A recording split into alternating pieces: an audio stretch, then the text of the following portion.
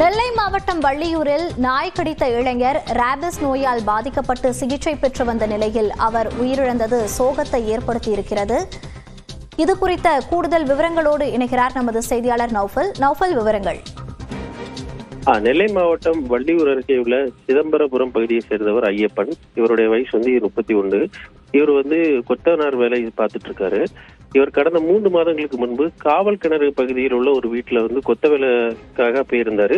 அப்போ அங்க வீட்டுல வளர்க்கப்பட்டிருந்த ஒரு வளர்ப்பு நாய் அவரை கடித்துள்ளது.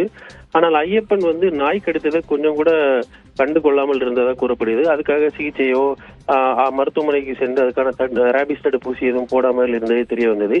இந்த நிலையில் நேற்று முன்தினம் அவருக்கு உடல் பாதிப்பு ஏற்பட்ட காரணத்தினால் அவர் தனியார் மருத்துவமனைக்கு சென்று பரிசோதனை மேற்கொண்டார். தொடர்ந்து அங்கிருந்து ஆசாரிப்பள்ளம் பகுதியில் அமைந்துள்ள கன்னியாகுமரி அரசு மருத்துவக் கல்லூரி மருத்துவமனைக்கு சிகிச்சைக்காக சேர்ந்துள்ளார்.